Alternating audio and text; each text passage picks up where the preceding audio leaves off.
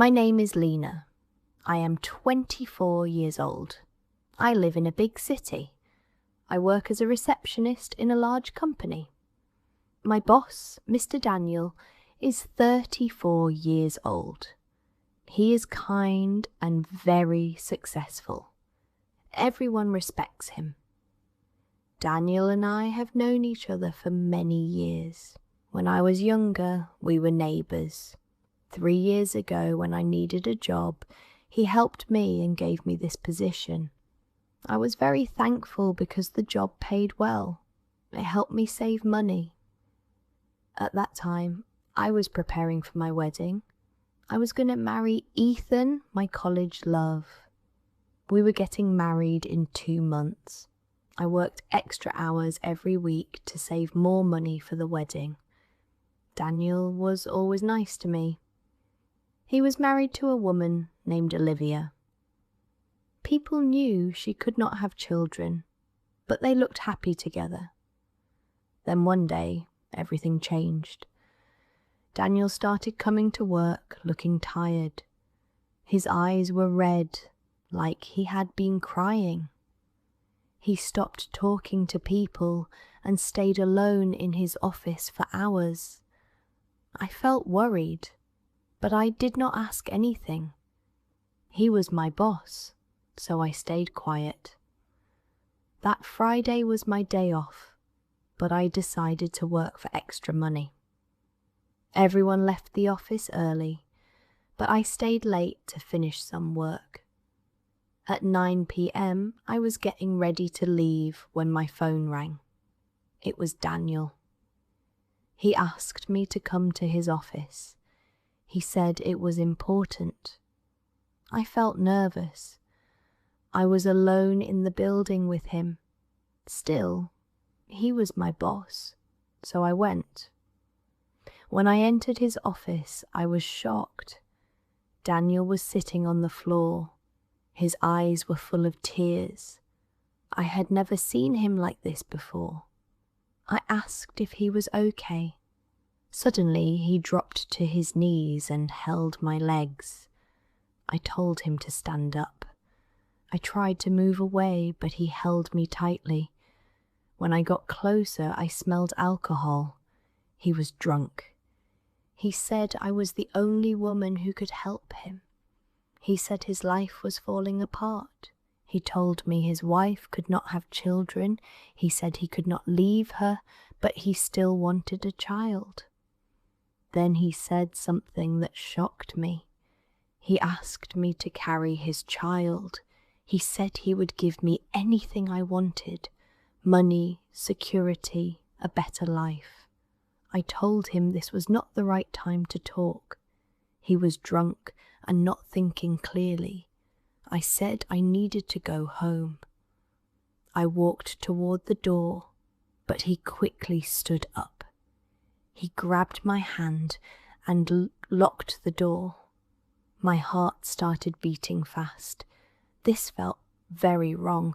I was scared, but he was my boss. He controlled my job and my future. He said he was serious. He explained that his family business needed an heir. If he did not have a child, everything would go to his brother's children.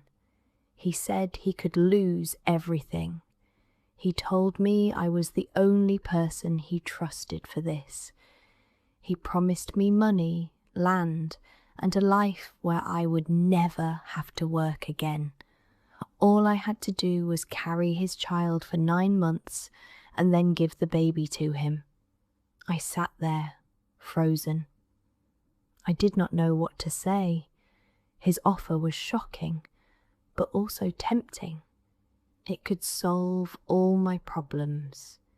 Ethan and I could start our life without money worries. That night, I went home in deep shock. I could not sleep. I kept thinking about what Daniel had said. The next morning, I told Ethan everything. Jordan was very angry. He said we were not even married yet, and I was thinking about carrying another man's child. He said it was wrong and disgusting, but I tried to explain. I told him about the benefits. I said we would never have money problems. We could have the wedding of our dreams. Jordan still said no. He said he would never allow his future wife to carry someone else's baby. But I kept talking. I kept explaining again and again. After many hours of arguing, Jordan finally agreed. The next Monday, I went to Daniel and told him I would do it. He agreed right away. He thanked me again and again. He said I was saving his life. 2 weeks later, the medical procedure was done. After some time, I became pregnant. Daniel moved me to a beautiful house. He said I needed comfort and rest. He hired people to take care of me. At the office, people started talking. They did not understand why I was getting special treatment. Some were jealous, some spread rumours. They said I was carrying the boss's child. They said I was having an affair with Daniel. Daniel visited me every day. He brought food, vitamins and books. He always asked how I was feeling. He made sure I had everything I needed. Sometimes he gently touched my belly. He would smile and say I was giving him the greatest gift of his life. But Ethan started to notice everything. Every time Daniel came, Ethan became quiet and upset. Sometimes he would leave the room. Sometimes he would not talk to me for hours. I told Ethan not to worry, but I could see the pain in his eyes. 7 months into my pregnancy, Ethan came to me. He said he could not handle it anymore. He said it hurt too much to see me carrying another man's child. He said watching Daniel care for me was like torture. Then he said something that broke my heart. He said he could not stay in this relationship anymore. Ethan walked out of the door and left. At that same moment, I felt a sharp pain in my stomach. I could not breathe. I called for help. I tried to stand, but I fell down. Daniel was there at that time. He heard me scream. He quickly picked me up and carried me in his arms. He drove me to the hospital as fast as he could. At the hospital, the doctors said I was going into early labour. The baby was coming too soon. They needed to do surgery. I was very scared, but Daniel stayed with me. He held my hand the whole time. The surgery lasted 5 hours. Daniel never left. Finally, the baby was born. A small baby boy. Daniel looked at his son and started crying. Then he hugged me tightly and kissed my forehead. He said I had given him the greatest gift of his life. He was very happy. Daniel called his wife, Olivia. She came to the hospital quickly.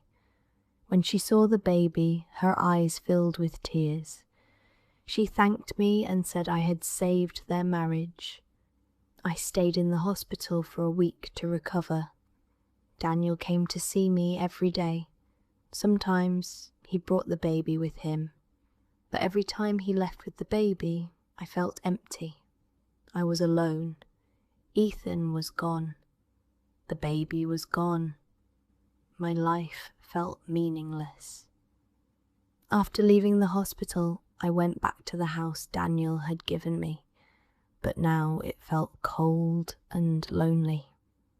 One evening I was sitting alone, thinking about my life, when the doorbell rang.